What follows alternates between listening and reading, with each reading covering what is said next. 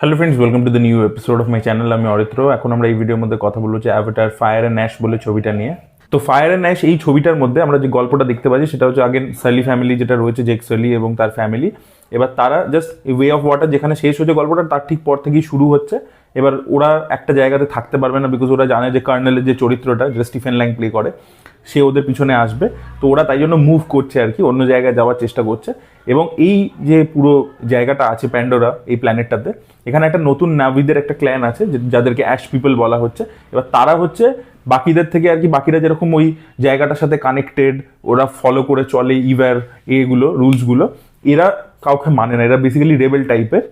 এবং তাদের যে লিডার একজন মহিলা, সেটার নাম হচ্ছে ভারাং বলে।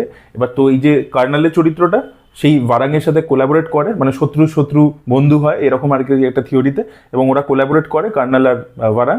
তো তারপরে আর কি আমরা একটা ওই আরডি এর সাথে এদের মধ্যে একটা কনফ্লিক্ট ইত্যাদি দেখতে পাচ্ছি, অ্যাকশন ইত্যাদি যেরকম হবে, তো সেই জিনিসপত্র দেখতে পাচ্ছি। এবং জেমস ক্যামেরন হচ্ছে মানে পুরো পৃথিবীর সব থেকে বিগেস্ট কমার্শিয়াল ডিরেক্টর, মানে মাস ডিরেক্টর আমরা যেটা বলি আমাদের ইন্ডিয়ান কনটেক্সটে, সেটা হচ্ছে জেমস ক্যামেরন পুরো পৃথিবীর জন্য। ওনার ছবি চিরকাল পুরো ওয়ার্ল্ড বক্স অফিসে ডমিনেন্স করেছে আর কি। সেটা টাইটানিকের মতো ছবি হোক, সেটা অ্যাভাটার 1-এর মতো ছবি হোক, ওয়ে অফ ওয়াটার হোক, তো উনি এরকম করেছেন আর কি, বহুবার করেছেন উনি, রিপিটেটিভলি করেছেন। আর টাইটানিক তো কোনো ফ্র্যাঞ্চাইজ ফিল্ম ছিল না, তার সত্ত্বেও করেছিল। অ্যাভাটার যখন প্রথমটা এসেছিল সেরকম করেছিল পুরো পৃথিবী জুড়ে। তো উনি একটা জিনিস যেটা মেনটেন করেন নিজের ছবির মধ্যে, উনি বেসিক যে স্টোরি লাইনটা সেটা খুব সিম্পল রাখেন, মানে বেসিক একদম হিউম্যান ইমোশনসের উপর খেলেন। ধরুন টাইটানিক আমরা দেখতে পাচ্ছি একটা গরিব ছেলে একটা বড় লোক মেয়ের সাথে তার প্রেম হয়ে যাচ্ছে, যেটা সমাজ মানবে না। এবার সেটা হচ্ছে ব্যাকড্রপটা কি, ব্যাকড্রপটা খুব বিশাল স্পেকটাকেল একটা ব্যাকড্রপ, একটা টাইটানিক ডুবে যাচ্ছে, একটা জাহাজ ডুবে যাচ্ছে, সেখানে ভিজুয়ালসগুলো আউটস্ট্যান্ডিং, বাট গল্পটা কিন্তু খুব রুটিন। একটা হিন্দি ছবির গল্প, এই যে গরিব ছেলের সাথে একটা বড় লোক মেয়ের প্রেম হয়ে যাচ্ছে, এ আমরা হিন্দি ছবির গল্প বহুদিন ধরে দেখে আসছি। আপনারা যদি অবতার 1-এর গল্প দেখেন, যে জ্যাকসুলিকে প্রথমে একটা স্পাই হিসেবে পাঠানো হচ্ছে নাভিদের মাঝে, ও তাদের মাঝখানে থাকছে, ওর প্রেম হচ্ছে ওখানে, ও ওখানকার লোকেদের সাথে মিশছে, বুঝতে পারছে যে না হিউম্যানসরাই খারাপ ছিল, তারা এই জায়গাটাকে এক্সপ্লয়েট করতে চাইছে, ও ধীরে ধীরে নাভিদের দিকে হয়ে যাচ্ছে, ঠিক আছে, দিয়ে এবার হিউম্যানসদের বিরুদ্ধে লড়ছে। আপনারা রাজেশ খান্না, ঋষিকেশ মুখার্জির ছবির নামক হারাম, এই ছবিটা দেখুন, অমিতাভ বচ্চন রাজেশ খান্না ছিল, এক্স্যাক্টলি সেম গল্প, যে অমিতাভ বচ্চন রাজেশ খান্নাকে মোল বানিয়ে পাঠায় ফ্যাক্টরিতে অন্য নাম দিয়ে, যে ভাই তুই ওয়ার্কার্সদের মধ্যে থাক এবং থেকে স্পাই করবি আর কি, এবং ওদের দুঃখ কষ্ট দেখে ওদের দিকে হয়ে যায়, এবং তারপরে অমিতাভ বচ্চনদের বিরুদ্ধেই লড়তে শুরু করে। Exactly bit by bit same গল্প। এই অ্যাপ্রোচটা জেমস ক্যামেরন কেন নিয়ে থাকেন, যে এরকম একটা গল্প যেটা একটা ইন্ডিয়ান সিনেমার মধ্যে হচ্ছে, সেটা উনি একটা হলিউডে বসে বানাচ্ছেন। তার কারণ হচ্ছে যে এরকম সিম্পল হিউম্যান ইমোশনসের গল্প হলে সেটা কাট অ্যাক্রস দ্য ওয়ার্ল্ড, মানে যে কোনো কালচারে যে কোনো জায়গাতে, ওটা ওটা স্পেসিফিক টু আমেরিকা নয়, ওটা যে কোনো কালচারে আর কি ওয়ার্ক করবে এই গল্পটা। সেরকম একটা বেসিক মানে গল্প রেখে স্পেকটাকেল দিয়ে উনি পুল অফ করেন। এবার আবদার যখন 2009 সালে এসেছিল, তখন সেখানে একটা পুরো নতুন ওয়ার্ল্ড বিল্ডিং হয়েছে, সেখানে যে পুরো জিনিসপত্রগুলো দেখতে পাচ্ছি, অ্যানিমালসগুলো দেখতে পাচ্ছি, সবকিছু আমাদের কাছে নতুন ছিল। তো সেই ওয়ার্ল্ডটা প্রচন্ড ফ্যাসিনেটিং ছিল ভিজুয়ালি। তারপরে যখন ওয়ে অফ ওয়াটার এত বছর পরে আসছে, সেখানেও একটা পুরো নতুন ক্ল্যানকে দেখাচ্ছে, মানে জঙ্গল থেকে জিনিসটা শিফট হয়ে চলে গেছে পুরো জলের মধ্যে, একটা পুরো নতুন ক্রিচার্স, নতুন পুরো রুলস, নতুন ক্ল্যান। তারপরে গল্পটাও প্রোগ্রেস করেছে। আগের বার একটা প্রেমের গল্প দেখতে পাচ্ছিলাম আমরা জেগার নেত্রীর মধ্যে, এবারে আমরা দেখতে পাচ্ছি পুরো জিনিসটা ফ্যামিলি ডাইনামিক্স, ওদের ছেলে মেয়েদের মধ্যে গল্প, সেগুলো দেখতে পেয়েছিলাম। এবার ইদার আপনাকে স্টোরিটা স্ট্রং করতে হবে বা স্পেকটাকেলের মধ্যে নতুন কিছু প্রোভাইড করতে হবে। আফতার 1-এর থেকে আফতার 2 কিন্তু মানে ভিজুয়ালি স্পেকটাকেল ওয়াইজ অনেকটা ডিফারেন্ট।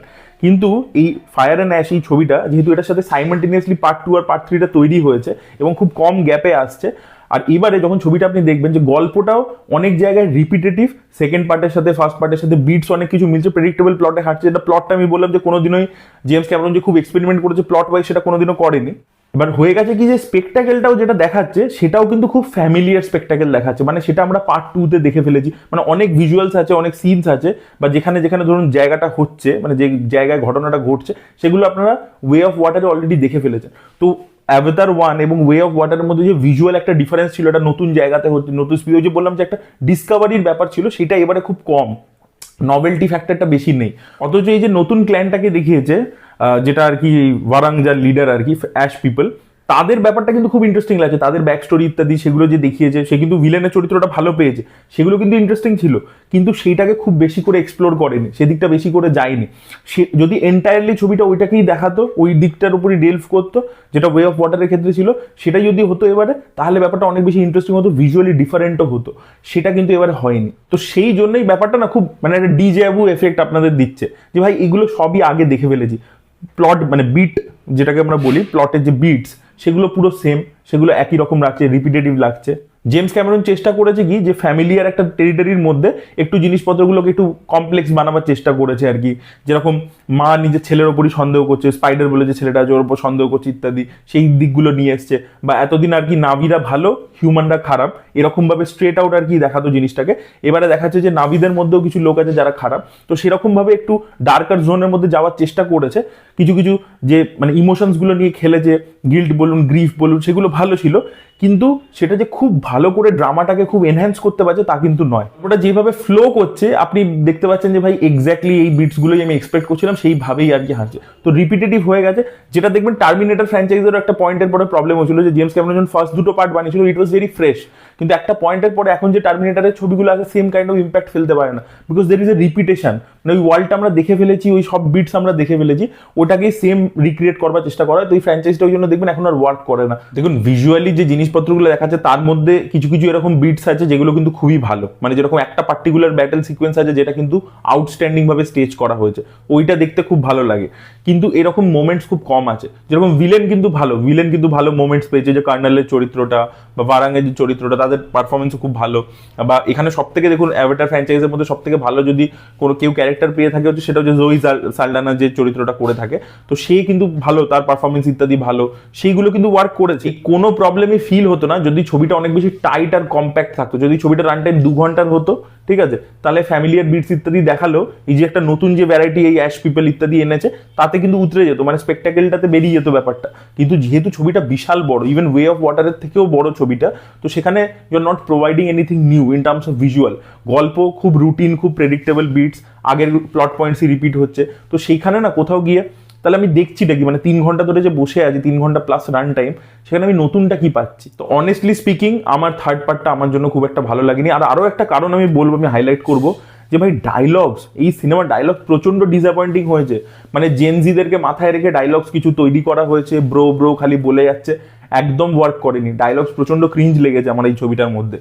তো আপনাদের ডায়লগস নিয়ে কি ওপিনিয়ন অবশ্যই কমেন্টে সেটা লিখে জানাবেন। আমি বুঝতে পারছি যে যেহেতু আগে সব অডিয়েন্সকে কেটার করতে হবে, তাই জন্য ওরকম একটা ডায়লগ লেখা হয়েছে যে অ্যাকচুয়ালি ছেলে মানে যারা কিডসদের মাধ্যমে, বাট সেগুলো ওয়ার্ক করে না। অনেস্টলি স্পিকিং আমি জেমস ক্যামেরনকে দেখতে চাই যে লাস্ট ট্রেন টু হিরোশিমা বলে ছবিটা উনি ডিরেক্ট করুন, এর পরবর্তীতে অ্যাভাটার অনেক হয়ে গেছে, মানে 3টে ছবি এসে গেল ব্যাক টু ব্যাক, আর উনি সেই লাস্ট টাইটানিক বানিয়েছিলেন, তারপরে তো একটা ডকুমেন্টারি বানিয়েছিলেন।